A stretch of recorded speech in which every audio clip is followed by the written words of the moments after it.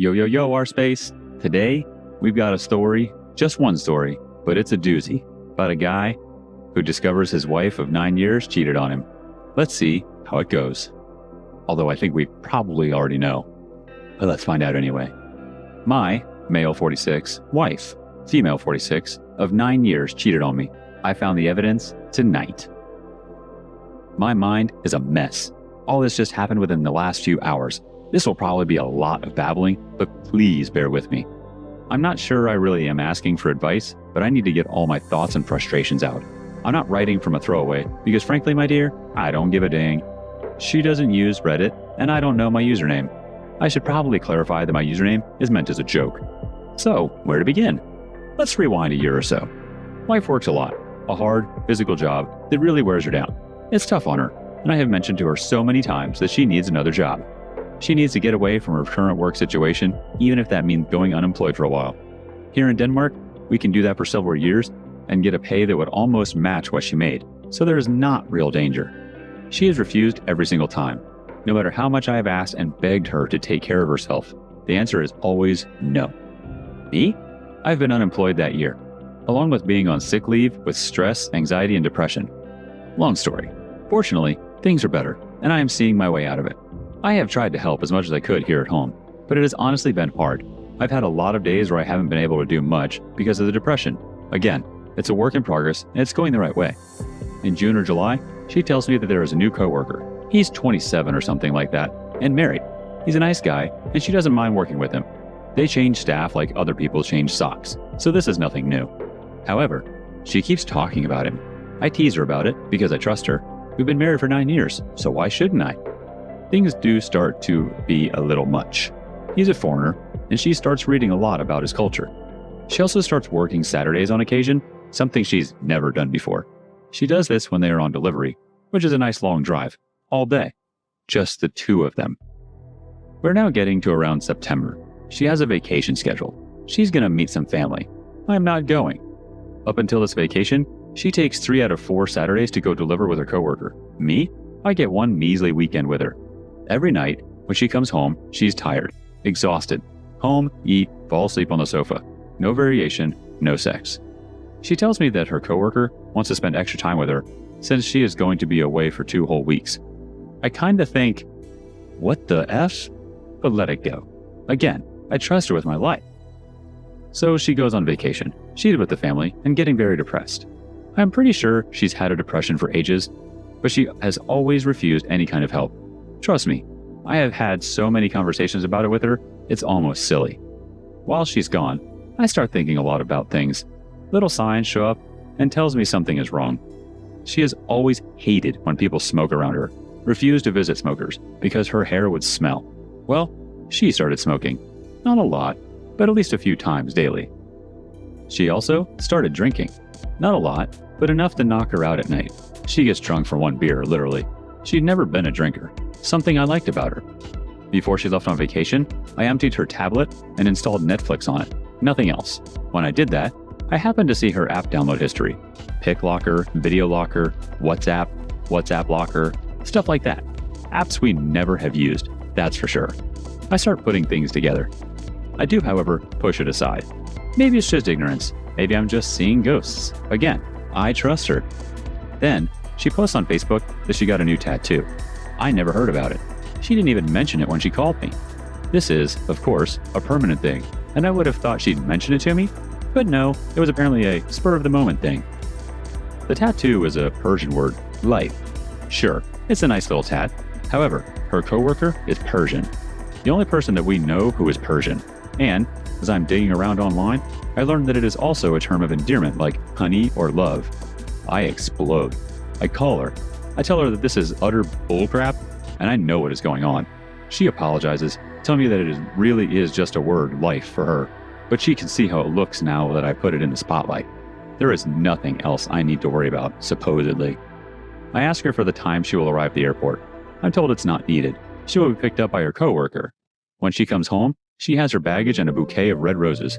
Since then, I have been utter paranoid. She changed the code on her phone, and her phone never leaves her side. Before all of this, it would always be somewhere charging, or she'd just forget it in the kitchen or something. Now it is glued to her hand, and she's chatting a lot. It's been impossible to get to see what she is doing on her phone, but obviously, something is going on. Since she came home from vacation, she just can't stop talking about the guy. It bothers me. I tell her. She gets mad, because he is just a friend.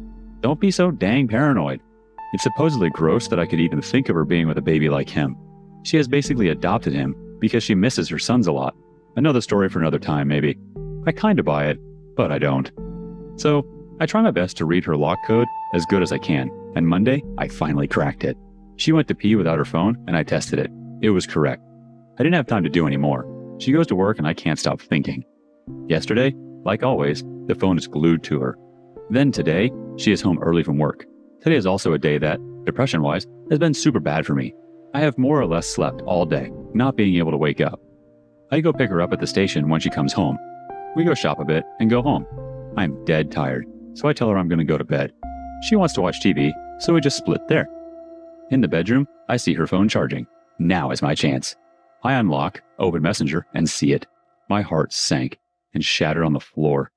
Lots of cuddly words, way more I love yous than she ever says to me. A comment to him that they can't kiss at work in case someone catches them. Then she comes in. Clearly, she realized that I was alone with her phone, because she looked desperate. She didn't ask what I was doing with her phone. She asked why I was reading her messages. I told her that I was reading because I felt that I needed to, that she was hiding stuff, and that I was obviously right. She said nothing. I just exploded. I called her out. I told her it was over. I asked her if she had screwed him. She said yes. I told her to pack her stuff and leave. Everything seems to be packed now. It's 2 a.m. here, and from what I can hear on the many text messages she received, she's arranged for a friend to pick her up. I don't know this for sure, but I believe they are the only ones that she uses SMS with. I'm considering sending them a text, letting them know my side of the story of what happened. I'm pretty sure she's lying it out as she's the victim when she tells them. So here I sit, unable to sleep, thinking if I did the right thing. I know I did. I can't live with a cheater. I can't ever look into the eyes of a wife that has consistently lied to my face for months. I can't cope with her branding herself in this horror while she was married to me. Not a chance. Of course, the doubt keeps crawling up on me. Did I really read that? I know my memory is bad because of the depression. All those thoughts that I know a lot of you guys can relate to. But deep down, I feel relief. I feel that I no longer am seeing ghosts everywhere. I don't want to say good riddance, but good riddance. Obviously, I haven't processed all this at all just yet. I'm sure I'm gonna feel devastated at some point. Right now, I'm kind of laughing to myself. How can I be this stupid and naive? I have genuinely tried to fix things. I have tried to ask her what she wants, tried to get her to communicate with me, tried telling her that I wanted our sex life back. To this, she answered that she just doesn't want sex these days. Yeah, I see that. I constantly switch between thinking, F her, and just F off and go rot in whatever misery you will find, and am I doing the right thing here? I know I will end up with option number 1, but it is so hard to clear my mind of everything going on. Anyway, thank you for reading. Some comforting words would feel nice. Some advice on dating when you're 46 would be nice. Anything else would also be nice. Yeah. Too long didn't read? Wife cheated on me and I finally found out tonight and kicked her out. Edit. Minor changes for clarity. An F-ton of misspells. I keep thinking of things I should add to the story. More evidence, more little details, but I think there's enough to read already. Update. I left a thing out in my original story, but I feel that it kinda comes into play. Ex-wife comes from the US, moved here with her daughter, who is now all grown up and lives with us. Well, me. She was obviously shocked when she came out last night hearing all the commotion, and had to hear her mom tell her that she was having an affair and that she's moving out. There has been a fallout between the two when I needed to have a talk with ex-wife after she came home from her vacation, and this never really mended. So, when ex-wife left, she left her daughter behind. Like, literally. Didn't even tell her goodbye. I was informed that she spent the night talking to relatives in the US, and that they will gather money so she can come home, in the naive hope that the grass is greener on the other side. Good luck with that. When I asked about her daughter, all I got was, she probably wants to stay with you. When she woke up this morning, her mom was gone. For good. I had to sit down with her and have a talk about the future. I have told her that I will always consider her my daughter, as I know she considers me her father. She will be more than welcome to live with me, either in this apartment or a smaller one, or move on her own if that is her preference. Regardless, she will have a parent in me, no matter what. I can't believe she left her frickin' daughter behind. So, she will not stay with her boy toy. She will move back home. I welcome it. It is now 11 a.m. She left about 4 hours ago. Her friend asked me if I could please help them getting all her suitcases down the stairs. Sadly, I was busy being comfortable in my chair.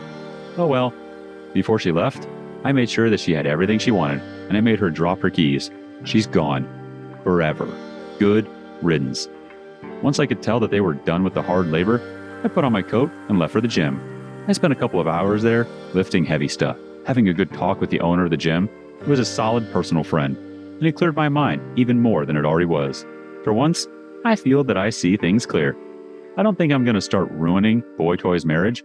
He'll F that up on his own later on, and it will be a blast to watch. He won't need me. So now I am sitting in a quiet apartment. The cat is sleeping in my lap. Daughter is in her room. She stayed home from work for obvious reasons. I have announced to friends and family on Facebook that we are no longer an item, and I get lots of support. It wasn't a crude or mean message, but simply stating the cold facts and the reasons. Soon, it's lunchtime. I feel surprisingly good. I feel clear-headed. This is good. To top it all, I see progress in the little weight loss journey I am doing. I gained quite a bit of weight from the depression, and I am super focused on losing it. Today is the first time that I saw my face and thought, whoa, things are happening. This is going to be a good day. This is going to be a good year. I will update later again, when I feel like something needs to be added. To all of those who have upvoted and or commented, I cannot thank you guys enough for helping me through this. Thank you so much for clearing my mind. I ought to buy you all gold, but I have a feeling the finances are going to be a little tight. Update 2. So, I have given things a little thought, especially regarding whether I should let Boy Toy's wife and mom know. I have two options. I can go in person and risk that he has a day off or something, or I can simply send a letter where I tell her. I don't want to go break someone's heart, but I do think she deserves to know. The trouble is, if I write her a letter, I'm honestly not sure if she can read it. Her being from Afghanistan, I think I wrote Persian somewhere, or did I just mention that the writing is Persian? May cause a problem. The same goes for her mom.